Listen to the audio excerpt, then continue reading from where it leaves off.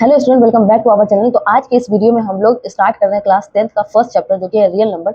इस वीडियो में आज हम लोग इसको डिटेल में पढ़ेंगे, पूरा इंट्रोडक्शन पार्ट, और इससे रिलेटेड कुछ इंपॉर्टेंट क्वेश्चन को सॉल्व करेंगे। और ये वीडियो आपके जेएमआई के जो एंट्रेंस है उसके लिए बहुत हेल्पफुल होगा और आपके बोर्ड एग्जाम के लिए बहुत हेल्पफुल है। ठीक है, इससे हम जितने भी इंपॉर्टेंट क्वेश्चन सबको आज सॉल्व करने वाले हैं, हर टॉपिक से इंपॉर्टेंट क्वेश्चन को सॉल्व करने वाले हैं, जिससे आपको कोई भी डाउट नहीं बचेगा। ठीक है, तो चलिए सबसे पहले हम लोग चैप्टर को देख लेते हैं। क्या है चैप्टर का? नाम है रियल नंबर। तो सबसे पहले हम लोग रियल नंबर क्या है इसे समझ लेते हैं। ठीक है, तो रियल नंबर उस नंबर को कहते हैं, रियल नंबर वो सब नंबर है जिसे हम नंबर लाइन पे शो कर सकते हैं। ठीक है, तो नंबर लाइन पे शो करने वाले हर नंबर को हम क्या बोलते हैं? रियल नंबर कहते हैं। अब रियल नंबर के अंदर में कौन कौन से नंबर आते हैं वो हम देख लेते हैं। ठीक है, तो रियल नंबर का जो ब्रॉडली दो पार्ट में डिवाइड किया गया इसको, क्या? एक है हमारा रेशनल नंबर और एक है हमारा इरेशनल नंबर। ठीक है, एक है रेशनल नंबर और एक है इरेशनल नंबर। दो पार्ट में इसे डिवाइड किया गया है। ठीक है, इरेशनल नंबर। ठीक है, दो पार्ट में डिवाइड किया गया। तो रियल नंबर में रेशनल नंबर भी आता है और इरेशनल नंबर भी आता है। अब रेशनल नंबर क्या होता है इसे समझ लेते हैं, और इरेशनल नंबर किसे कहते हैं इसे हम समझ लेते हैं। ठीक है, तो रेशनल नंबर जो होता है उस तरीके के नंबर को कहते हैं जिसे हम लोग पी बाई क्यू के फॉर्म में लिख सकते हैं। ठीक है, रेशनल नंबर क्या होता है? All the number that can be, कोई भी ऐसा नंबर जिसे हम पी बाई क्यू के फॉर्म में लिख सकते हैं उसे हम क्या बोलते हैं? रेशनल नंबर कहते हैं। ठीक है, कोई भी ऐसा नंबर जिसे हम p बाई क्यू के फॉर्म में लिख सकते हैं उसे हम क्या बोलते हैं? रेशनल नंबर बोलते हैं। और q is not is equal to zero, और यहाँ पर q जो है वो जीरो के बराबर नहीं होना चाहिए। ठीक है, सेकंड है हमारा इरेशनल नंबर। तो अब इसे देख लेते हैं। इरेशनल नंबर जो होता है, जितने भी number, all the number that can not be written in the form of, जितने भी नंबर है जो कि p बाई क्यू के फॉर्म में नहीं लिखे जा सकते उसे हम क्या बोलते हैं? इरेशनल नंबर बोलते हैं। और इरेशनल नंबर में क्या कौन कौन से नंबर आते हैं? ऑल नॉन टर्मिनेटिंग और नॉन रिपीटिंग नंबर। कितने कौन कौन से? All non terminating, non terminating netting. तो ये सब हो गए हमारे इरेशनल नंबर और ये हो गए रेशनल नंबर। ठीक है, अब रेशनल नंबर को भी कितने पार्ट में डिवाइड किया वो देख लेते हैं। रेशनल नंबर में भी क्या आता है? इंटीजर्स। रेशनल नंबर में भी क्या आते हैं? रेशनल नंबर में भी आते हैं हमारे इंटीजर्स। ठीक है, इंटीजर्स किसे कहते हैं वो भी देख लेते हैं। इंटीजर्स में वो सब नंबर आते हैं जो कि होते हैं जीरो, निगेटिव, पॉजिटिव, जितने भी निगेटिव नंबर्स और पॉजिटिव नंबर्स और जीरो सब इंटीजर्स में हमारे आते हैं। जीरो, पॉजिटिव नंबर्स जैसे 1 2 3 सो ऑन, और इस तरीके से नेगेटिव नंबर्स, ये सब हमारे क्या हो गए? इंटीजर्स हो गए। ठीक है, तो ये हमारे इंटीजर जो होते हैं वो रेशनल नंबर में आते हैं। अभी देखिए यहाँ पे पॉजिटिव नंबर जीरो और नेगेटिव, ये क्या? इंटीजर। इसी में जितने भी नेगेटिव नंबर, इसे हम क्या बोलते हैं? ये हमारा हो गया, इसे बोलते हैं इसे बोलते हैं निगेटिव नंबर। क्या बोलते हैं? Negative number. ये हो गया निगेटिव नंबर। और ये पॉजिटिव प्लस जीरो, पॉजिटिव और जीरो मिलकर क्या बनता है? Whole number. क्या बोलते हैं इसे? Whole number. और होल नंबर में भी क्या आता है? होल नंबर में एक हो गया हमारा ये जीरो जो हो गया, होल नंबर जीरो और पॉजिटिव से मिलकर बनता है। और सिर्फ जीरो, सिर्फ पॉजिटिव नंबर, ये जो है सिर्फ पॉजिटिव नंबर, उसे हम क्या बोलते हैं? उसे हम बोलते हैं नेचुरल नंबर। क्या बोलते हैं? Natural number. तो हम देख सकते हैं यहाँ पे रियल नंबर जो है, रियल नंबर वो सब नंबर जिसे हम नंबर लाइन पे शो कर सकते हैं उसे हम रियल नंबर कहते हैं। ठीक है, रियल नंबर का दो पार्ट है, रेशनल और इरेशनल। रेशनल में वो सब नंबर जिसे हम p बाई क्यू के फॉर्म में लिख सकते हैं और वो q is not equal to zero, और जितने भी पॉजिटिव, निगेटिव, जीरो सब हमारे क्या है? रेशनल नंबर का पार्ट है। ठीक है, और इरेशनल नंबर में वो सब डेसिमल वाले अगर नंबर बोले तो वो सब नंबर जो कि नॉन टर्मिनेटिंग, नॉन रिपीटिंग है, और जितने भी प्राइम नंबर का जो स्क्वायर रूट होता है जैसे कि √5, √6, पाई, ये सब क्या होता है? हमारा इरेशनल नंबर। तो पाई हमारा क्या है? Non terminating, non repeating decimal form है। ठीक है, अब आप बोलेंगे कि पाई का तो वैल्यू होता है 22/7, पाई की वैल्यू क्या होती है? 22/7। तो क्या ये रेशनल है या इरेशनल? तो ये क्या होगा? रेशनल होगा। क्या होगा? रेशनल। ये आपको हमेशा याद रखना, रेशनल है, क्योंकि पाई का एग्जैक्ट वैल्यू 22/7 नहीं होता। ये मैथ में हम लोग कैलकुलेशन को इजी बनाने के लिए बोलते हैं पाई इक्वल 22/7, जो कि पी बाई क्यू का फॉर्म है, और पी बाई क्यू तो रेशनल होता है। इसलिए अगर कभी भी एग्जाम में आता है कि 22/7 रेशनल है या इरेशनल, तो क्या बोलेंगे? रेशनल है। अगर आता है कि पाई रेशनल है या इरेशनल, तो हम बोलेंगे इरेशनल है। ठीक है, इसलिए कि पाई का जो एग्जैक्ट वैल्यू होता है वो 3.14 समथिंग होता है। ठीक है, तो वो हमारा इरेशनल है। आपको हमेशा याद रखना ये रेशनल नंबर है। ठीक है, यहाँ से ये क्वेश्चन आ सकता है। अब हमने पूरा फॉर्म देख लिया, जितना भी नंबर सिस्टम था वो हमने देख लिया। इसका आपको जो है पूरा अच्छा सा नोट आपको स्क्रीन पे मिल जाएगा। ठीक है, आप वीडियो को पॉज करेंगे और वो जो नोट है उसे आप अच्छे से पहले नोट कर लेंगे, उसके बाद फिर आगे वीडियो ऑन करके आगे का कंसेप्ट देखेंगे। ठीक है, चलिए नेक्स्ट कंसेप्ट को पढ़ते हैं। तो नेक्स्ट कंसेप्ट है हमारा फंडामेंटल थ्योरम ऑफ अर्थमेटिक। क्या है इसे लिख लेते हैं, फंडामेंटल। तो नेक्स्ट कंसेप्ट हमारा फंडामेंटल थ्योरम ऑफ अर्थमेटिक। तो फंडामेंटल थ्योरम ऑफ अर्थमेटिक क्या होता है? ये होता है कि जो इस फंडामेंटल थ्योरम ऑफ अर्थमेटिक को समझने के लिए सबसे पहले हम लोग दो और नंबर है जिसे हम समझ लेते हैं। कौन सा नंबर है? एक है हमारा प्राइम नंबर, एक है हमारा कंपोजिट नंबर। ठीक है, तो सबसे पहले हम कंपोजिट नंबर और प्राइम नंबर को समझ लेते हैं। तो पहले हम लिख लेते हैं प्राइम नंबर। ठीक है, प्राइम नंबर को समझ लेंगे, उसके बाद हम लोग कंपोजिट नंबर को समझ लेंगे। तो प्राइम नंबर वो सब नंबर को कहते हैं। ठीक है, प्राइम नंबर जो होता है, प्राइम नंबर हम उस नंबर को कहते हैं जिसके ओनली टू फैक्टर्स होते हैं। ठीक है, नंबर इटसेल्फ और वन। जैसे कि हम एग्जांपल यहाँ पर ले सकते हैं, नंबर ले सकते हैं 3, ठीक है, 2, 5, ऐसा कोई भी नंबर जिसका सिर्फ 2 फैक्टर हो। कौन कौन सा? Only 2 factors, 2 factor, only 2 factor, 1 and number itself, ठीक है, 2 फैक्टर। जैसे 3 का कौन फैक्टर है? 3 के फैक्टर जो है वो है फैक्टर है 1 और 3, ठीक है।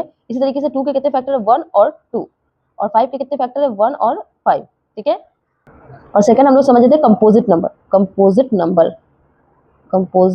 नंबर, तो कंपोजिट नंबर उस नंबर को कहते हैं जिसके जो है ना 2 से ज्यादा फैक्टर हो, which have more than two factor,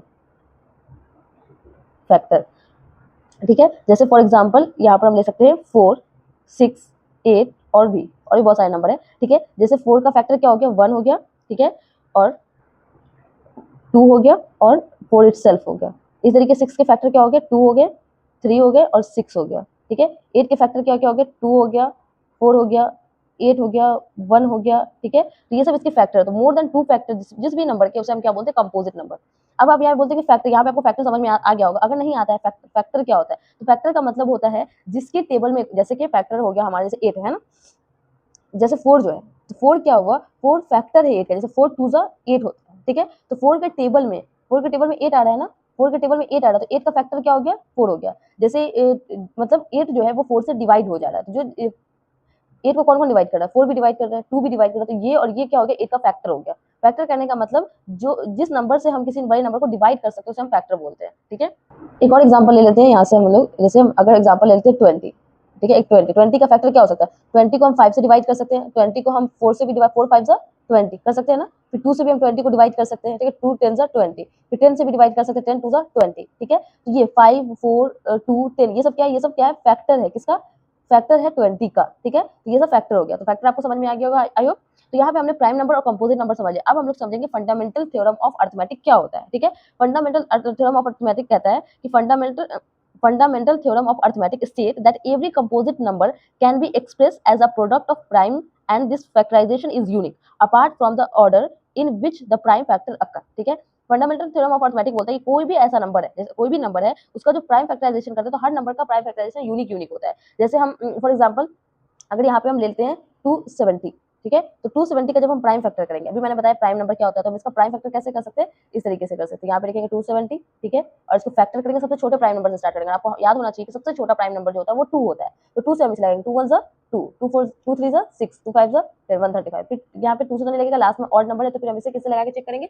3 से चेक कर लेते हैं। तो 3 से लगाएंगे 3 9 3 3 9 और 3 4 12, 3 से लगाएंगे 3 4 12 और 3 5 15, ठीक है। फिर 3 से लगाएंगे 3 1 3, 3 5 15, फिर 3 से लगेगा 3 5 15 एंड 5 से लगेगा 5 1 5। तो इसका प्राइम फैक्टर क्या हो गया? 2 इंटू 3 की पावर 3 एंड 5, ठीक है, ये इसका प्राइम फैक्टर हो गया। वैसे हम कोई अलग नंबर लेते तो उसका प्राइम फैक्टर क्या होगा? अलग होगा। तो कहने का मतलब हर एक नंबर का जो प्राइम फैक्टर होता है ना, जितने भी नंबर है उसका प्राइम फैक्टर जो तो यूनिक होता है। तो उसी को क्या वो आप यहाँ पे फंडामेंटल थ्योरम ऑफ अरिथमेटिक का यहाँ पे आपको थ्योरम दिख जाएगा स्क्रीन पे, आप वहां से नोट कर सकते हैं। एक बार मैं इसे रीड कर देती हूँ, क्या है fundamental theorem of arithmetic. Fundamental theorem of arithmetic state that every composite number can be expressed as a product of its primes। ये क्या हमारा एक 27 मैंने जो एग्जांपल दिया वो कंपोजिट नंबर है। क्यों है कंपोजिट नंबर? जिसके 2 से ज्यादा फैक्टर होते हैं उसे हम कंपोजिट बोलते हैं। तो वही कहा गया कि जितने भी कंपोजिट नंबर है उसको हम उसके प्राइम फैक्टर के फॉर्म में अलग अलग हर एक नंबर को हम एक्सप्रेस कर सकते हैं उसके प्राइम फैक्टर के फॉर्म में, ठीक है ना। और ये जो फैक्टराइजेशन होता है वो सब नंबर का यूनिक होता है, अलग होता है, ठीक है ना। बस एक चीज होता है कि apart from the order in which the prime factor occur, मतलब इस ऑर्डर को हम बस चेंज कर सकते हैं, बट हर नंबर का अलग अलग होता है। यही कहने का मतलब है फंडामेंटल थ्योरम ऑफ अरिथमेटिक, ठीक है। आई होप आपको समझ में आ गया, आप इसे नोट कर लेंगे। नेक्स्ट कंसेप्ट है हमारा, यही से नेक्स्ट कंसेप्ट आता है कि हमें क्या फाइंड करना होगा? HCF and LCM using prime factorisation. तो हमने प्राइम फैक्टर तो सीख लिया, अब इजीली हम इसे क्या सॉल्व करेंगे, क्या बनाएंगे? HCF and LCM. तो चलिए उसे सीखते हैं।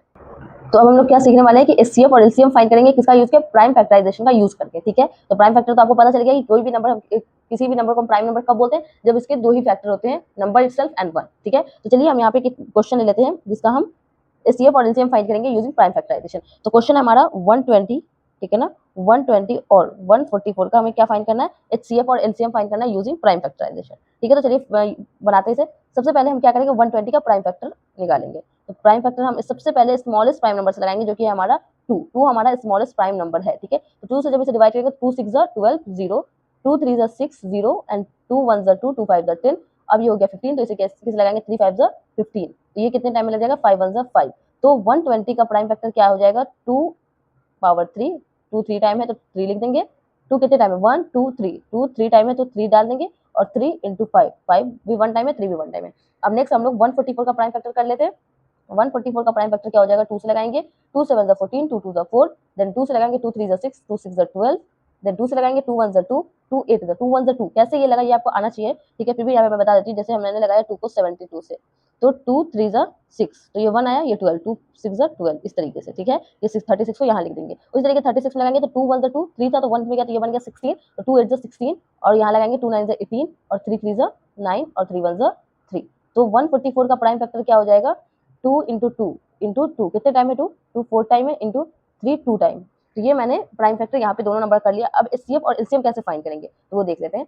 एचसीएफ, ठीक है ना, और एलसीएम ये कैसे फाइंड करेंगे, चलिए पहले यहाँ पे देख लेते हैं, ठीक है। तो एचसीएफ क्या होता है और एलसीएम क्या होता है वो देख लेते हैं। तो एचसीएफ जो होता है वो product of the smallest power of each common prime factorisation in the number, ये जो नंबर गिवन है इसका जो प्राइम फैक्टर है ना, इसका स्मॉलेस्ट पावर वाला जो कॉमन प्राइम नंबर है उससे हम उसको हम मल्टीप्लाई कर देंगे, ठीक है, उसके प्रोडक्ट को ही हम एचसीएफ कहते हैं। इसे बोलते हैं, यहाँ पे मैं लिख देती हूँ, एचसीएफ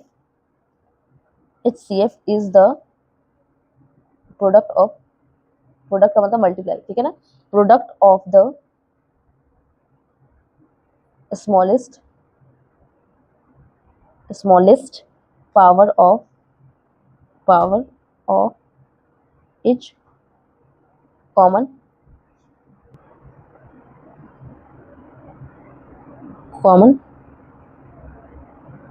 prime factor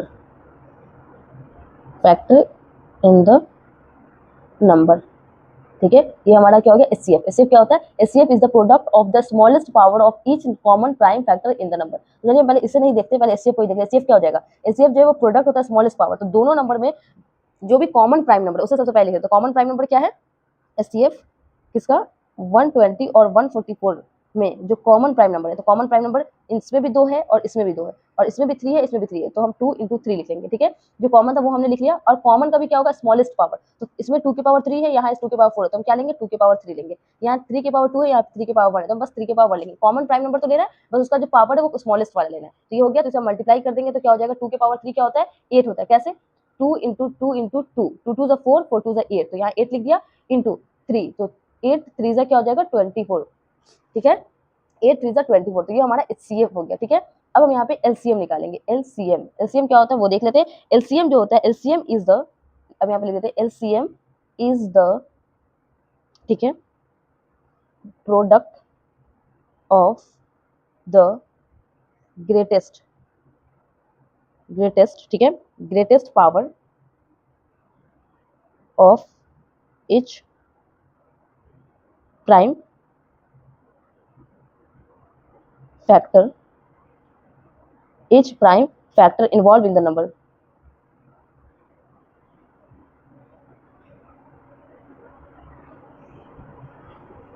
देखिए यहाँ पे एक चीज का फर्क है दोनों में। यहाँ पर एचसीएफ जो होता है वो स्मॉलेस्ट पावर होता है, और यहाँ क्या होता है, यहाँ पर ग्रेटेस्ट पावर, यहाँ पे स्मॉलेस्ट पावर लेना होता है, यहाँ पे ग्रेटेस्ट पावर लेना होता है, और यहाँ पे कॉमन प्राइम फैक्टर जो दोनों में प्राइम नंबर है उससे लेना होता है। और इसमें क्या होता है कि इसमें जो इन्वॉल्व है, जितने भी प्राइम नंबर इन्वॉल्व है सबको लेना है। मतलब एलसीएम जो हो जाएगा 120 और 144 का, ठीक है, वो क्या हो जाएगा जो दोनों में प्राइम फैक्टर इन्वॉल्व है वो होगा। तो दो किसमें, दो तो है, 2 प्राइम फैक्टर है वो लेना है, 3 भी है उसे भी लेना है, और 5 भी इन्वॉल्व है, तो 5 भी, जितने भी प्राइम नंबर इन्वॉल्व है दोनों में मिलाकर वो सब हमें ले लेना, तो सब हमने ले लिया।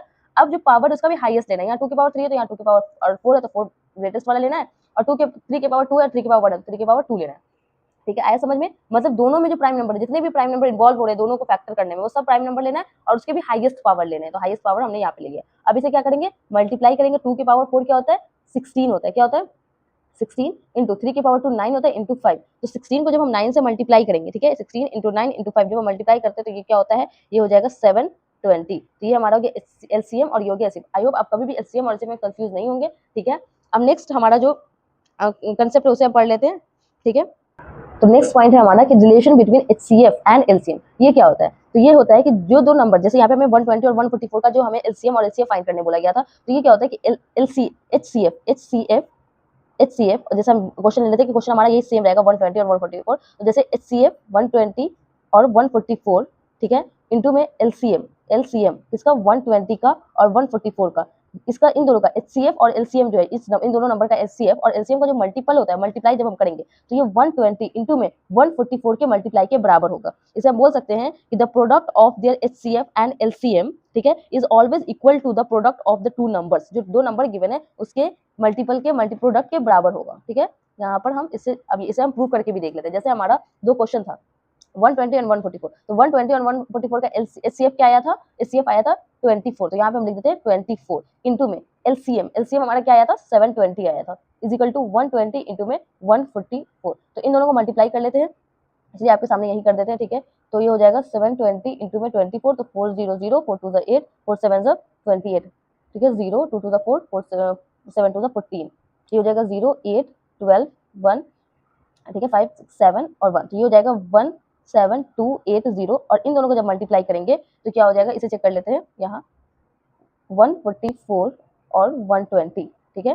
चलिए तो इन दोनों को मल्टीप्लाई करेंगे तो 0 0 0 4 2 8 4 2 8 2, ठीक है, 4 4 1, ये हो जाएगा 0 8 8 2 1 7 और 1, तो ये हो जाएगा 17280। तो यहाँ पे आप देख सकते हैं एचसीएफ और एलसीएम का मल्टीप्लाई जो है वो दोनों नंबर के मल्टीप्लाई के प्रोडक्ट के बराबर आया, तो ये वेरीफाई हो गया, रिलेशन मैंने वेरीफाई करके भी आपको बता दिया। तो यहाँ पे ये कंसेप्ट जो है एचसीएफ और एलसीएम का कंप्लीट होता है, ठीक है।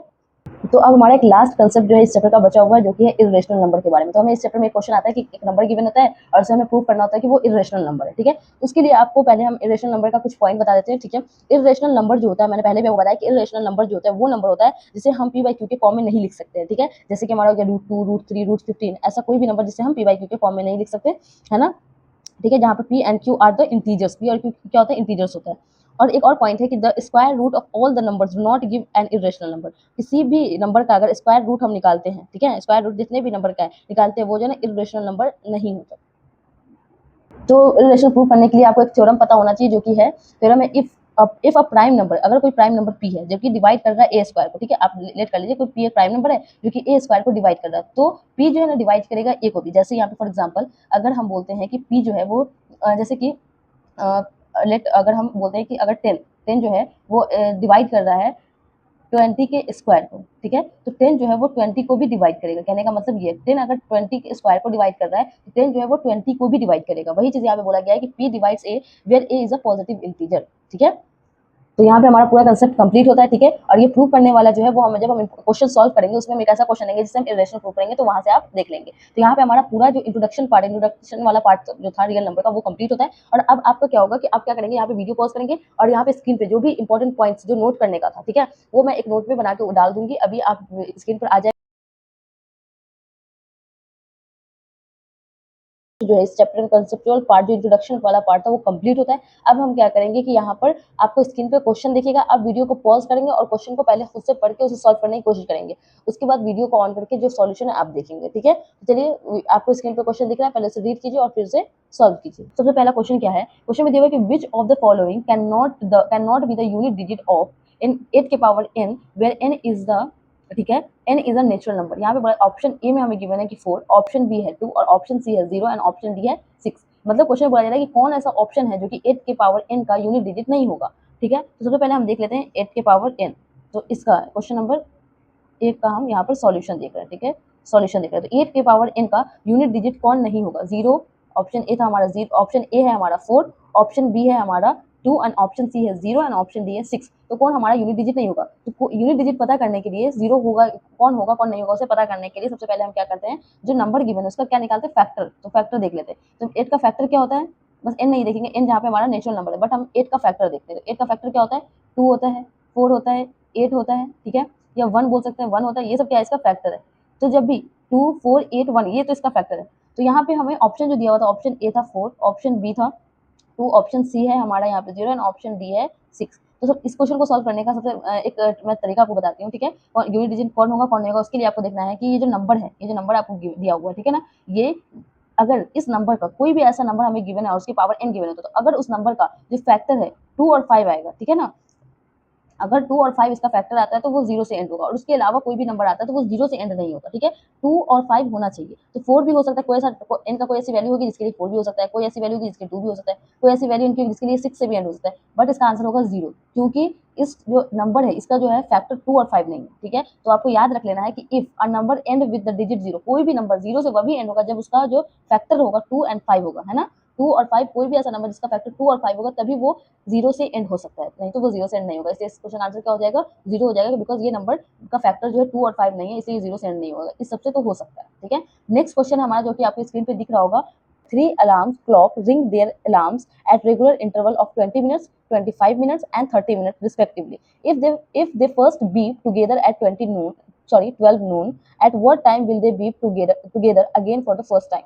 ठीक है। तो क्वेश्चन में हमें दिया हुआ है कि 3 अलार्म क्लॉक है, ठीक है, और सब जो है वो 20, एक पहला क्लॉक जो है वो 20 मिनट के इंटरवल पे उसमें आवाज आती है, मतलब, और एक जो है वो 25 मिनट के इंटरवल पर, और एक जो है 30 मिनट के इंटरवल पर उसमें बीप बजता है, ठीक है, बीप का साउंड आ जाता है। तो बोला गया है कि 12 नून के बाद वो कौन ऐसा टाइम होगा जब वो जो है तीनों एक साथ बीप की साउंड आएगी, तीनों में एक साथ, ठीक है। तो इस क्वेश्चन को सॉल्व करने के लिए सबसे पहले यहाँ पे हमें जो 3 इंटरवल दिया हुआ है 20 और 25 एंड 30, ठीक है, इसका हम क्या फाइंड करेंगे, एलसीएम फाइंड करेंगे। तो सेकंड क्वेश्चन में हम लोग क्या फाइंड करने वाले हैं, सेकंड क्वेश्चन में हमें 20, 25 और 30 जो गिवन है इसका क्या फाइंड करेंगे, एलसीएम। अब आप सोचेंगे हम एलसीएम ही क्यों फाइंड करें, एचसीएफ भी तो फाइंड कर सकते हैं। तो आपको पता होना चाहिए जब भी हमें कोई नंबर गिवन होता है उसका जो इसका जो जब हम कॉमन मल्टीपल निकालते हैं तो एचसीएफ जो होगा वो छोटी वैल्यू आती है। कोई भी नंबर जो गिवन है इसका हम एचसीएफ फाइंड करेंगे तो इन तीनों से छोटी वैल्यू आने वाली है। तो क्या ऐसा होगा कि कोई भी तीनों अलार्म जो ये 20 या 25 या 30 मिनट से पहले ही एक साथ बजेगी, नहीं, पहला 20 मिनट पे बजेगा, ठीक है, फिर 20, फिर 40, फिर उसके बाद 60, उस जगह ये जो है वो 25 मिनट के बाद, फिर 50 मिनट के बाद, फिर जाके ये 75 मिनट, और ये जो है वो 30 मिनट, फिर 60 मिनट, फिर जाके ये 90 मिनट, इस पे ये इंटरवल पे ये बजेगा। तो कोई ऐसा टाइम आगे का कोई ऐसा टाइम होगा जब ये तीनों एक साथ बीप करेगा। बट यहाँ पे एचसीएफ नहीं कर सकते, बिकॉज एचसीएफ इन सब का एचसीएफ अगर निकालेंगे तो ये 20 से भी छोटी वैल्यू आती है। एचसीएफ क्या होगा, एचसीएफ जो होता है वो हम लोग लीस्ट पावर लेते हैं, इसलिए वैल्यू छोटी आती है, इसलिए हम लोग एचसीएफ नहीं निकालेंगे, यहाँ पे एलसीएम निकालेंगे, बिकॉज यहाँ पे आंसर हमें पता है कि ये 20 या 25 या 30 से ज्यादा ही आने वाली है। बिकॉज ये जब ये पहली बार तो 20 मिनट पे बजेगा और ये 25 और ये 30 मिनट पे, तीनों एक साथ तो बजेगा ही नहीं, उसके बाद ही कोई ऐसा मिनट होगा या 40 या 60 या कुछ ऐसा जब ये तीनों एक साथ साउंड आएगी। तो जब भी ऐसा क्वेश्चन है कि आंसर हमें पता है जो भी दिया हुआ वैल्यू उससे बड़ी आंसर आ रही है तो हम वहाँ क्या फाइंड करेंगे, एलसीएम फाइंड करेंगे। तो सबसे पहले हम लोग 20, 25 और 30 का क्या एलसीएम फाइंड करते हैं। एलसीएम फाइंड करने के लिए हम क्या करेंगे, प्राइम फैक्टर फाइंड करेंगे, 20 का, 25 का और 30 का प्राइम फैक्टर। 20 का फैक्टर क्या होता है, 2 इंटू 2 इंटू 5, ये आप चेक कर सकते हैं इस तरीके से, 2 10 20, 2 5 10, तो ये 2 इंटू 2 इंटू 5 हो गया। उसी तरीके से इसका होता है 5 इंटू 5 और इसका होता है 2 इंटू 3 इंटू 5, ये हो गया 30 का। तो एलसीएम क्या होता है, मैंने अभी बताया, एलसीएम जो होता है जितने भी प्राइम फैक्टर यहाँ पे यूज हुए, जैसे आप चेक कर सकते हैं यहाँ पे कौन कौन से प्राइम नंबर यूज हुए, 2, 5 और 3, तो यहाँ पे हम लिख लेंगे 2, 5 और 3। अब इसका हाईएस्ट पावर देखें, 2 का यहाँ पे हाईएस्ट पावर 2 है, 1 2, यहाँ पे 2 2 है, यहाँ पर 1 2, यहाँ पे 1 भी नहीं, तो यहाँ पे हम 2 2 लेंगे, और 5 सब में एक एक ही, तो हम एक ही लेंगे, और 3 जो है इसमें एक है और सब में है ही नहीं, तो हम एक ही रहने देंगे, ठीक है। अब इन सबको मल्टीप्लाई कर देंगे तो 2 2 4 इंटू 5 3 15, ठीक है ना। यहाँ पर देख लेते हैं, सॉरी यहाँ पे 5 जो है ना वो 2 टाइम है, तो 5 2 टाइम लेंगे, यहाँ कितने टाइम है, 5 2 टाइम है, तो हाईएस्ट पावर लेंगे तो 2 टाइम हो जाएगा। तो 5 5 जा 25 इंटू 3, 5 4 जा 25, 4 जा क्या होता है 100, 100 इंटू 3, 100 इंटू 3 क्या हो जाएगा, 300 हो जाएगा। तो यहाँ पे क्या इसका आंसर क्या हो जाएगा, मतलब 300 मिनट, 300 मिनट के बाद ये तीनों एक साथ बीप करेंगे, ठीक है, बीप का साउंड आएगा, तो 300 मिनट। तो हमें यहाँ पे ऑप्शन में पूछा, ऑप्शन में जो दिया गया वो है, फर्स्ट ऑप्शन है 4 PM, सेकंड ऑप्शन है 4:30 PM एंड थर्ड ऑप्शन है 5 PM एंड फोर्थ आंसर जो ऑप्शन है हमारा वो 5:30 PM। तो हमारा यहाँ पे जो बीप बजा था वो कब हो रहा था, 12 नून, ठीक है, 12 नून, 12 नून। तो 12 नून के बाद 300 मिनट, 300 मिनट कितना, 300 मिनट, तो 300 मिनट को हम किस में चेंज कर लेंगे, आवर में। तो 1 आवर में कितने मिनट होते हैं, 60 मिनट होते हैं। तो 60 मिनट होता है तो 300 मिनट में कितने आवर हो जाएंगे, 300 को अगर हम इसको 60 से डिवाइड कर देते हैं तो क्या हो जाएगा, 5 आवर हो जाएंगे। कितने आवर हो जाएंगे, 5 आवर। 5 आवर जो होता है वो 300 मिनट के बराबर होते हैं। कैसे फाइंड किया, तो आपको पता होना चाहिए कि 60 मिनट 1 आवर होता है, तो 300 मिनट को हम जब 60 से डिवाइड करेंगे तो 5 आवर आने वाला है, ठीक है। तो मतलब 5 आवर के बाद तीनों एक साथ सब में बीप बजेगा। तो 12 के बाद 5 अगर आप ऐड करते हो तो क्या हो जाएगा, 12 के बाद 1 होगा, ठीक है, 1 PM, then 1 PM, then 2 PM, then 3, और उसके बाद क्या होगा 4 एंड देन 5। तो इस क्वेश्चन का आंसर क्या हो जाएगा, ऑप्शन सी 5 PM, ठीक है। आई होप आपको समझ में आएगा, कहीं पे भी डाउट आता है तो आप कमेंट करके जरूर पूछें, ठीक है। नेक्स्ट क्वेश्चन हमारा क्वेश्चन नंबर 3 जो कि आपको स्क्रीन पे दिख रहा होगा। आप वीडियो को पॉज करें और इस क्वेश्चन को रीड करें और खुद से सॉल्व करने की कोशिश करें। मैं हर क्वेश्चन में बोलती हूँ कि पहले खुद से रीड करें, फिर अगर आप खुद से रीड नहीं करेंगे, खुद से सॉल्व करने की कोशिश नहीं करेंगे तो आपके माइंड में कुछ डाउट ही नहीं आएगा। जब मैं सॉल्व करती हूँ समझ ही नहीं आएगा कि समझना कहाँ है। जब आप पहले से सॉल्व करेंगे और आपको डाउट आएगा, फिर उसके बाद आप वीडियो ऑन करेंगे और फिर जब समझेंगे क्वेश्चन को तो कोई ऐसा पॉइंट लगेगा कि हाँ ये सीखने का था, ये इंपॉर्टेंट था। ठीक है, तो पहले एक समझने के लिए किसी चीज को डाउट आना जरूरी होता है, तो पहले आप खुद से करें। अगर बन जाता है तो बहुत अच्छी बात है, आप वीडियो को आगे करके देखें। अगर नहीं बनता तो आप कंसेप्ट देखें। ठीक है, चलिए थर्ड क्वेश्चन जो कि स्क्रीन पे दिख रहा है उसे हम रीड करते हैं। तो हमारा थर्ड क्वेश्चन है, if two positive integer a and b are written as a is equal to x के पावर 3 y के power 2 and b is equal to x y के power 3 where x and y are prime numbers। ठीक है, then the result obtained by dividing the product of the positive integer by the LCM a and b is। ठीक है, यहाँ पे हमें a और b दो नंबर गिवन है और दोनों का जो है यहाँ पर हमें दोनों का वैल्यू दिया हुआ है। ए की value x square x cube y square and b की वैल्यू है एक्स वाई क्यूब। तो चलिए हम यहाँ पे लिख लेते हैं क्वेश्चन नंबर थर्ड का सॉल्यूशन। क्वेश्चन नंबर थर्ड का सॉल्यूशन के बारे में देखते हैं। सबसे पहले हमें ए दिया हुआ है एक्स क्यूब वाई स्क्वायर, ठीक है, और b हमें गिवन है b is equal to x y cube. ठीक है, ये दो वैल्यू हमें गिवन है। अब हमें बोला जा रहा है कि यहाँ पे a और b जो गिवन है, जब इस a और b के प्रोडक्ट में हम एलसीएम से डिवाइड करेंगे तो रिजल्ट क्या आएगा वो हमें बोला गया फाइंड करने। तो सबसे पहले तो इस दोनों में हम अगर एलसीएम से डिवाइड करते हैं तो सबसे पहले हमारा काम है कि एलसीएम तो फाइंड कर लें। ठीक है, तो चलिए हम एलसीएम फाइंड करते हैं। एलसीएम किसका, a का और b का। एलसीएम क्या होता है, एलसीएम जो होता है वो प्राइम नंबर, ठीक है ना, multi product of all prime numbers और उसका पावर क्या होना चाहिए, हाईएस्ट पावर होना चाहिए, multiple of highest power of all prime numbers. तो इसको अगर हम प्राइम नंबर के फॉर्म में लिखे एक्स के पावर क्यूब का मतलब क्या होता है, x into x into x into y, यही हुआ ना। और ये क्या हो गया, ये x into y into y into y. ठीक है, तो एलसीएम क्या होगा, वो प्राइम नंबर जो दोनों में है, तो एक्स दोनों में है और वाई भी दोनों में है और हाईएस्ट पावर एक्स भी है और वाई भी है। और हाईएस्ट पावर क्या है, एक्स का हाईएस्ट पावर है 3 और वाई का हाईएस्ट पावर है 3। तो ये हमारा क्या हो गया एलसीएम। अब हमें बोला गया ये जो हमें दो नंबर गिवन है इसके प्रोडक्ट में हमें किससे डिवाइड करना है, पॉजिटिव, इसके इस दोनों के प्रोडक्ट में हमें एलसीएम से डिवाइड करके रिजल्ट फाइंड करना है। तो आप यहाँ पे रिजल्ट फाइंड करेंगे, जब इन दोनों के प्रोडक्ट में जब हम इसे डिवाइड करेंगे तो क्या आएगा, वो रिजल्ट क्या आएगा। तो आपको पता होगा कि जब हम किसी भी, ठीक है ना, दो नंबर एलसीएम और एचसीएफ, ये हमने रिलेशन पढ़ा था जब इंट्रोडक्शन, जिससे पहले मैंने इसका इंट्रोडक्शन आपको बताया था, चैप्टर का पूरा कांसेप्ट, उसे मैंने बताया था कि LCM into HCF is equal to क्या होता है, प्रोडक्ट ऑफ बोथ नंबर्स। तो बोथ नंबर क्या है, ए एंड बी दोनों नंबर है और एलसीएम। तो हमें बोला गया कि इन दोनों बोथ नंबर के प्रोडक्ट हमें किससे डिवाइड करना है, एलसीएम से। तो बोथ नंबर क्या है, बोथ नंबर है ए एंड बी और इसमें हम किससे डिवाइड करना है, एलसीएम से। तो आप देख सकते हैं कि बोथ नंबर के प्रोडक्ट में जब हम एलसीएम से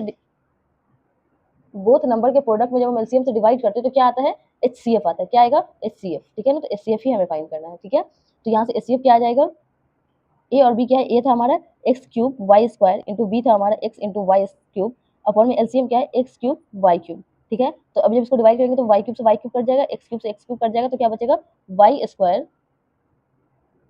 स्क्वायर और एक्स। तो ये हमारा क्या हो गया, एचसीएफ हो गया। तो इस क्वेश्चन का आंसर क्या हो जाएगा, यहाँ पे हमें चार ऑप्शन गिवन था, यहाँ पे हमें चार ऑप्शन गिवन था। क्या क्या था, x y and option B था x y square and option C है x cube y cube and option D है एक्स स्क्वायर वाई स्क्वायर। तो इस क्वेश्चन का आंसर हो जाएगा ऑप्शन सी। जो इस क्वेश्चन का आंसर हमारा क्या हो जाएगा, ऑप्शन बी हो जाएगा इस क्वेश्चन का आंसर। ठीक है, वाई स्क्वायर एक्स। तो चलिए नेक्स्ट क्वेश्चन पे चलते हैं। नेक्स्ट क्वेश्चन आपके स्क्रीन पर आ गया होगा, आप वीडियो को पॉज करके पहले क्वेश्चन पढ़ें और उसके बाद उसे सॉल्व करने की कोशिश करें। आई होप आपने क्वेश्चन को रीड कर लिया होगा। चलिए मैं रीड करती हूँ क्वेश्चन को। क्वेश्चन में दिया हुआ है, show that the number 5 into 11 into 17 plus 3 into 11 is a composite number. यहाँ पे हमें क्या दिया हुआ है, क्वेश्चन में नंबर दिया हुआ है, था 5 इंटू 11 इंटू 17 प्लस 3 इंटू 11 और ये पूछा जा रहा है कि ये जो नंबर है इसे हमें शो करना है कि ये कंपोजिट नंबर है। और आपको मैंने पहले ही बता दिया था इंट्रोडक्शन वाले पार्ट में, इससे पहले जो मैंने इंट्रोडक्शन पढ़ाया इसी वीडियो में, अगर आपने नहीं देखा है तो आप स्टार्टिंग से इस वीडियो को देखें। मैंने बताया कि कंपोजिट नंबर क्या होता है, कोई भी ऐसा नंबर जिसका 2 से ज्यादा फैक्टर हो उसे क्या बोलते हैं, कंपोजिट नंबर बोलते हैं। तो यहाँ पे हम देख सकते हैं, यहाँ पे ये देख के ही पता चल रहा है कि कोई भी जो नंबर आने वाला है इसको सॉल्व करने के बाद उसका मल्टीप्लाई जो है 5 भी है, 11 भी है, 17 भी है, तो ये तो कंपोजिट नंबर होगा ही, है ना। चलिए फिर भी इसको सॉल्व कर लेते हैं। सॉल्व करने के बाद देखिए इसका फैक्टर जो होगा 2 से ज्यादा आएगा तो ये कंपोजिट नंबर होगा। ठीक है, तो सबसे पहले यहाँ ये जो नंबर है इसको दो पार्ट डिवाइड किया गया, बीच में प्लस लग गया तो ये एक पार्ट हो गया और ये एक पार्ट हो गया। तो इन दोनों में क्या कॉमन है, 11 कॉमन है। सॉल्व करने का बहुत तरीका, आप डायरेक्ट मल्टीप्लाई करके इसको मल्टीप्लाई करके ऐड कर सकते हैं। मैं इजी तरीका आपको बता रही हूँ। ठीक है, क्या कर सकते हैं, 11 कॉमन लेंगे तो क्या बचेगा, 5 इंटू 7 बचेगा, प्लस में 3 हो जाएगा इधर। ठीक है, इसमें क्या होगा, 5 इंटू 7 बचे, सॉरी 5 इंटू 17 और प्लस में 3, तो यहाँ पे 11 इंटू 17 5। जब हम 17 को 5 से मल्टीप्लाई करेंगे तो क्या होगा, 85 होगा। 85 प्लस 3 क्या होता है, 88 होता है। 11 इंटू 88, तो क्या हो जाएगा, ये जो नंबर आने वाला है उसका मल्टीप्लाई क्या होगा 11 इंटू 88। तो आप देख सकते हैं एक फैक्टर 11 है और एक फैक्टर 88 है। ठीक है, तो ये जो नंबर है हमारा, ये नंबर कंपोजिट नंबर है, ये हमने प्रूव कर दिया। कैसे कि यहाँ पर जो नंबर गिवन है उसका दो फैक्टर आ गया 11 और 88। ठीक है, तो ये हो गया हमारा कंपोजिट नंबर। ये नंबर क्या होगा, कंपोजिट नंबर। ऐसे ही आपको सॉल्व करना है। ऐसा क्वेश्चन आपके एनसीईआरटी में भी होगा, आप जाकर के वहां से सॉल्व कर सकते हैं, वो क्वेश्चन को देख सकते हैं, वो आपसे सॉल्व हो जाएगा इजीली। ठीक है, नेक्स्ट क्वेश्चन है जो कि आपको स्क्रीन पे दिख रहा होगा, मैं पढ़ लेती हूँ क्वेश्चन को। क्वेश्चन में दिया हुआ है find the HCF and LCM of 480 and 720 using the prime factorisation. तो इस क्वेश्चन में हमें दो नंबर गिवन है, इसका प्राइम फैक्टर से हमें एलसीएम और एचसीएफ फाइंड करना है। ये बहुत इजी क्वेश्चन है, मैंने आपको इंट्रोडक्शन में भी एलसीएम और एचसीएफ फाइंड करके बताया था, और इसको भी वैसे ही सॉल्व करेंगे। ठीक है, तो चलिए सॉल्व करते हैं। तो किसका हमें बोला गया एलसीएम और एचसीएफ फाइंड करना है, हमें बोला गया है 480 एंड 720 का एलसीएम और एचसीएफ फाइंड करना है। 480 एंड 720 का एलसीएम और एचसीएफ फाइंड करना है। तो हम क्या करेंगे, प्राइम फैक्टर से बोला गया तो हम 480 का क्या करेंगे, प्राइम फैक्टर कर लेंगे। ठीक है, प्राइम फैक्टर करने का मतलब प्राइम नंबर से डिवाइड करेंगे। तो प्राइम नंबर क्या होता है, आपको इतनी बार क्वेश्चन सॉल्व कर रहे हैं तो अब आपको याद भी हो जाएगा, आपको याद करने की अलग से जरूरत भी नहीं है। प्राइम नंबर क्या होता है, कंपोजिट नंबर क्या होता है, क्वेश्चन सॉल्व करते करते ही आपको सब याद हो जाएगा। प्राइम नंबर वो नंबर होता है जिसके ओनली टू फैक्टर्स होते हैं, नंबर इटसेल्फ एंड 1। तो सबसे पहला प्राइम नंबर जो सबसे छोटा प्राइम नंबर हमारा है वो है 2। ठीक है, तो सबसे पहले जब भी हमें प्राइम फैक्टराइजेशन बोला जाता है तो स्टार्टिंग छोटे प्राइम फैक्टर से स्टार्ट करेंगे। सबसे पहला 2 है तो हम 2 से स्टार्ट करते हैं। तो 2 4 जा 2 2 जा 4, 2 4 जा 8 0। अगर 2 से नहीं लगता तो हम 3 से लगाते, बट 2 से यहाँ लग गया तो ठीक है।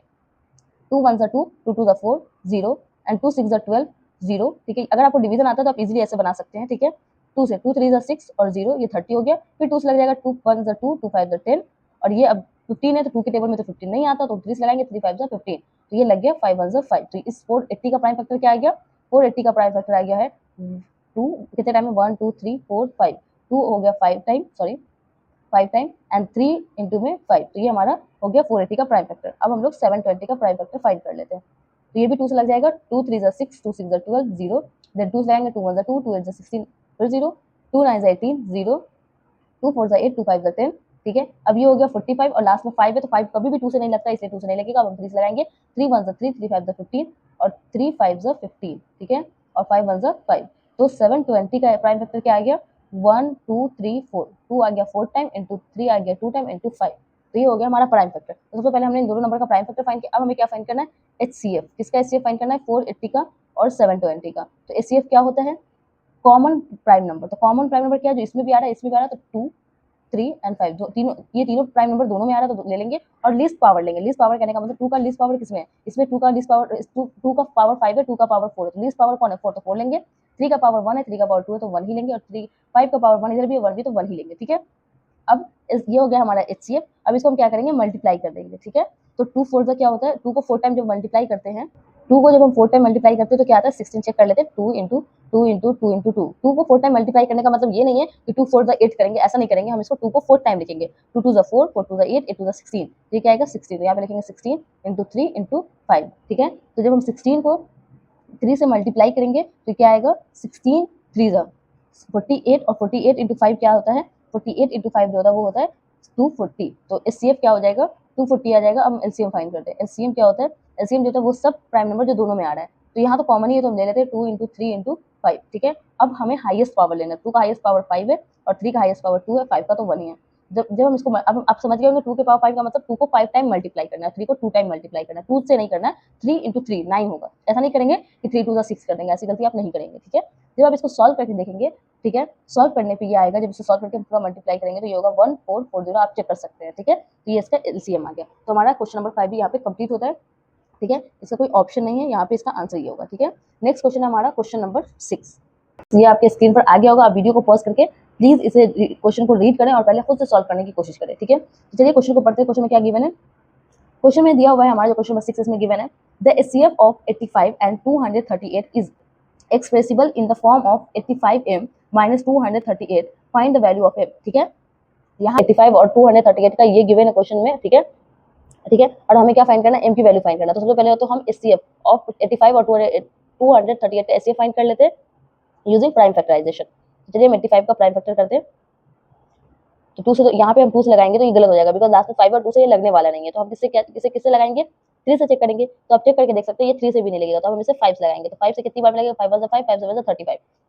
तो 85 जो 85 का प्राइम फैक्टर क्या हो जाएगा, 5 इंटू 17, और 238 का प्राइम फैक्टर क्या हो जाएगा, 238 का प्राइम फैक्टर क्या हो जाएगा, अब यहाँ पे देख सकते हैं। ठीक है, अब 238 का प्राइम फैक्टर देख लेते हैं हम लोग। तो 238 का प्राइम फैक्टर हो जाएगा, 2 से लगाएंगे 2 1 2, 2 1 2, 2 9 18, 1 एंड 19 जो है किसी लगा के देख सकते हैं, लास्ट में 9 है तो 7 से लग जाएगा, 7 1 7, 7 7 49, ठीक है। ये 7 1 7 4 इसमें क्या, तो ये 49 बचा, तो 17 1 7 बिकॉज 17 एक प्राइम नंबर है, तो 238 का प्राइम फैक्टर क्या हो जाएगा, 2 × 7 × 17। तो आप देख सकते हैं कि HCF जो है इसका 85 और 238 का क्या आ गया, कॉमन प्राइम नंबर को हम HCF बोलते हैं, तो कॉमन प्राइम नंबर क्या है दोनों में, 17। तो हमने जो 85 और 238 का प्राइम फैक्टर उससे हमने HCF फाइंड किया, वो 17 आया, और क्वेश्चन में हमें ये दिया हुआ था HCF, ठीक है। तो अब इन दोनों को हम इक्वेट कर देंगे, ठीक है। 85m माइनस में 238 इज इक्वल टू 17, ठीक है। तो अब इसको हम सॉल्व कर लेते हैं, 85m इज इक्वल टू 17 और प्लस में ये इधर जाएगा तो माइनस है, तो प्लस हो जाएगा 238, ये किसके बराबर हो जाएगा, 255, 85m इज इक्वल टू 255,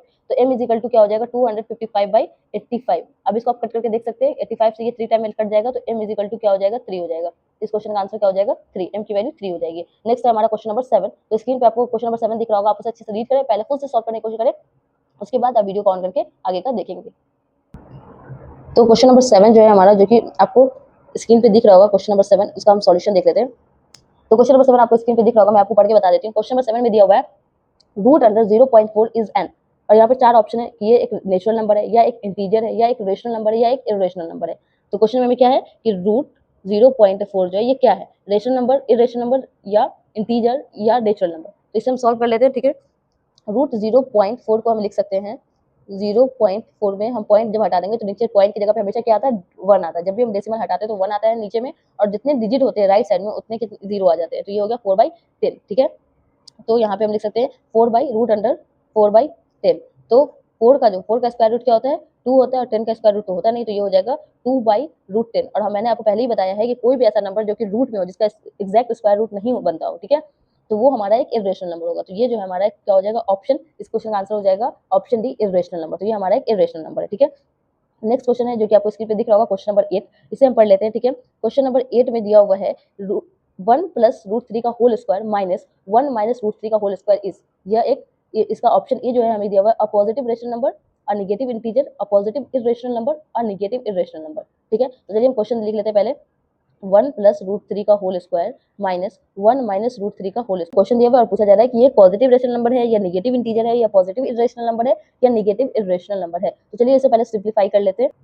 तो जब आप इसे देख रहे होंगे तो आपको कौन सा आइडेंटिटी यहाँ पे लग रहा होगा, ये आपको लग रहा होगा a + b का होल स्क्वायर है, और ये a - b का होल स्क्वायर है, ठीक है। तो चलिए इसे हम a + b के होल स्क्वायर पर और इसे a - b के होल स्क्वायर पे पहले एक्सपेंड कर लेते हैं, ठीक है। तो a + b का होल स्क्वायर क्या हो जाएगा, ये a, तो a + b का होल स्क्वायर क्या होता है, a स्क्वायर मतलब 1 का स्क्वायर प्लस 2 × a × b, तो a हो गया 1 एंड b हो गया हमारा √3, ठीक है, और प्लस में b स्क्वायर मतलब √3 का होल स्क्वायर, और माइनस ये हो गया, और ये है हमारा a स्क्वायर मतलब 1 का square, a square minus 2 × a × b plus b square, मतलब √3 का होल स्क्वायर, ठीक है। चलिए अब इसे सिंप्लीफाई करते हैं आगे। एक 1 का स्क्वायर 1 होता है, प्लस 2 √3 प्लस √3 का स्क्वायर क्या होता है, 3 होता है। कैसे, √3 × √3 का स्क्वायर मतलब 2 टाइम से मल्टीप्लाई करना है, तो √3 × √3 क्या होता है, √9 होता है, और 9 का स्क्वायर रूट क्या होता है, 3 होता है। तो यहाँ पे आ जाएगा 3 माइनस 1 का स्क्वायर 1 -2 √3, और प्लस में यहाँ पे भी √3 का स्क्वायर क्या हो जाएगा, √3 का स्क्वायर हो जाएगा 3, ठीक है। ये हो जाएगा 3 + 1 क्या हो जाएगा 4, प्लस में 2 √3 माइनस, और 1 + 3 क्या हो जाएगा 4 - 2 √3, 4 + 2 √3। अब जब इसके अंदर ब्रैकेट से बाहर निकालेंगे तो -4 और प्लस 2 √3, ठीक है। तो -4 और +4 क्या हो जाएगा, कैंसिल हो जाएगा, तो 2 √3 और 2 √3 क्या हो जाएगा, 4 √3 हो जाएगा, और 4 √3 क्या होता है, तो इस क्वेश्चन का आंसर क्या हो जाएगा, option c, because option a में हमें बोला गया था अ पॉजिटिव रेशनल नंबर, तो ये पॉजिटिव रेशनल नंबर तो नहीं है, बिकॉज √3 हमारा इरेशनल है, और इरेशनल और रेशनल का जो मल्टीप्लाई होता है वो इरेशनल ही होता है। और सेकंड था हमारा नेगेटिव इंटीजर, जब ये रेशनल नहीं है तो इंटीजर नहीं हो सकता, बिकॉज आपको मैंने पहले ही बताया कि रेशनल का ही पार्ट होता है इंटीजर, तो जब ये रेशनल नहीं तो इंटीजर भी नहीं होगा। थर्ड ऑप्शन था हमारा कि अ पॉजिटिव इरेशनल, तो ये पॉजिटिव भी है मतलब प्लस में भी है, और इंटीजर इरेशनल भी है, तो पॉजिटिव इरेशनल मतलब सही हो जाएगा, ऑप्शन सी हमारा हो जाएगा। और डी क्यों गलत है, बिकॉज वहाँ पे नेगेटिव इरेशनल बोला गया और ये नेगेटिव नहीं है। तो आई होप आपको ये क्वेश्चन समझ में आया होगा, ठीक है। नेक्स्ट क्वेश्चन आपको स्क्रीन पे दिख रहा होगा, ठीक है। आप इस क्वेश्चन क्या करेंगे, पहले वीडियो को पॉज करेंगे और क्वेश्चन को रीड करके पहले खुद से सॉल्व करेंगे, ठीक है। तो क्वेश्चन में गिवन है if p square is equal to 32/50 that p is an, p क्या है, option a whole number, option b integer, option c rational number, and option d irrational number. तो चलिए 32/50 है, और p जो है वो इज, p हमें बोला गया इज एन, p क्या है। चलिए इसे सिंप्लीफाई करने के लिए हम क्या करेंगे, यहाँ पे हमें पी स्क्वायर की वैल्यू ये दिया होगा, तो यहाँ से हम पी की वैल्यू निकालेंगे। जब भी एक तरफ स्क्वायर होता है ना, तो हम जब स्क्वायर हटाते हैं तो उसके लेफ्ट साइड या राइट साइड जहाँ से भी स्क्वायर हटाते हैं उसके दूसरे साइड में हम रूट लगाते हैं, तो रूट लग जाएगा 32/50 में। तो 32/50 का जब स्क्वायर रूट फाइंड करेंगे तो क्या हो जाएगा, ये हम देखते हैं कि इसका तो कोई स्क्वायर रूट नहीं होता, 50 का भी नहीं होता। तो सबसे पहले तो हम इसे देखते हैं ये सिंप्लीफाई हो सकता है कि नहीं। तो 32 जो है 2 से कितने टाइम में कट जाएगा, 2 1 2, 2 6 12, ठीक है।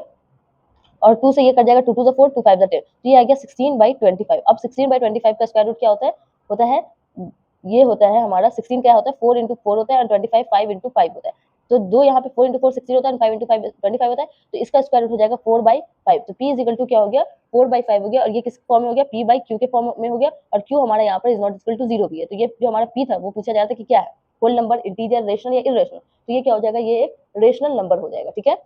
आई होप आपको ये समझ में आएगा, बहुत ही इजी क्वेश्चन था। तो यहाँ पे हमारा रियल नंबर का पूरा कंसेप्ट कंप्लीट होता है। एक लास्ट जो हमारा कंसेप्ट है, जो कि मैंने बताया था इरेशनल नंबर कैसे प्रूव करते हैं, वो बच रहा है। अब लास्ट वो कर लेते हैं, यहाँ पे हमारा पूरा रियल नंबर चैप्टर अच्छे से कंप्लीट होता है। अगर आपको कोई भी डाउट है तो आप कमेंट कर सकते हैं कि इस पॉइंट पे, इस कंसेप्ट में हमें डाउट है, तो हम उसका एक अलग से शॉर्ट वीडियो बना के अपलोड कर देंगे, ठीक है। चैप्टर से जो कि इरेशनल नंबर जो टॉपिक है इस चैप्टर का रियल नंबर का, उससे एक लास्ट क्वेश्चन हम कर लेते हैं। तो इस क्वेश्चन में क्या है, क्वेश्चन में दिया हुआ है कि prove that √3 is an irrational number. तो यहाँ पे हमें √3 को प्रूव करना है कि ये एक इरेशनल नंबर होता है, ठीक है। चलिए स्टार्ट करते हैं। इस क्वेश्चन को सॉल्व करने की कोई भी ऐसा क्वेश्चन आता है √5 √6 या 2 + √3 को हमें प्रूव करना है कि इरेशनल नंबर है, तो उसके लिए आपको बस ये जो मैं स्टेप बताने जा रही हूँ उसे बस आपको फॉलो करना है। कोई किसी भी नंबर को अगर इरेशनल बोला जाए जो कि इरेशनल होता है, ठीक है, तो आप इसी स्टेप से स्टेप बाय स्टेप फॉलो करके आप उसे सॉल्व कर सकते हैं, ठीक है।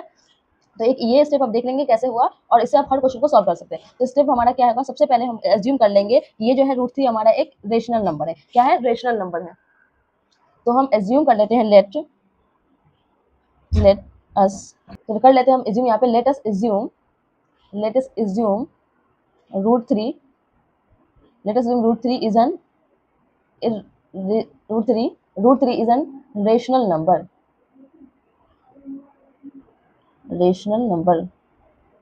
ठीक है। यहाँ पे हमने लेट कर लिया कि ये हमारा एक रेशनल नंबर है। तो हम यहाँ पे लिख सकते हैं देन हम लिख सकते हैं √3 इज इक्वल टू p/q। हमें पता है कि जब कोई नंबर रेशनल नंबर होता है तो वो p/q के फॉर्म में होता है। रेशनल नंबर क्या होता है, p/q के फॉर्म में होता है, और q हमारा 0 के बराबर नहीं होता है। हम यहाँ पे लिख सकते हैं where p and q are, ये रेशनल नंबर में क्या होता है, p एंड q इंटीजर होता है। क्या होता है, इंटीजर। तो आप लिख देंगे p and q are integers and coprime. अब आपको मैंने प्राइम नंबर क्या होता है, कंपोजिट क्या होता है, ये तो मैंने बता दिया। तो अब यहाँ पे को प्राइम भी समझ ले कि को प्राइम नंबर उन नंबर को कहा जाता है जिसमें जो कोई भी को प्राइम नंबर के लिए हम दो नंबर लेते हैं। एक नंबर को हम को प्राइम नहीं बोलते, कोई भी ऐसा दो नंबर आप लीजिए, ठीक है, जिसका कॉमन फैक्टर 1 होना चाहिए। क्या होना चाहिए, कॉमन फैक्टर। को प्राइम नंबर वो होता है जिसका कॉमन फैक्टर क्या होता है, 1 होता है। कॉमन फैक्टर जो होता है वो 1 होता है, 1 उसका कॉमन फैक्टर होता है, ठीक है।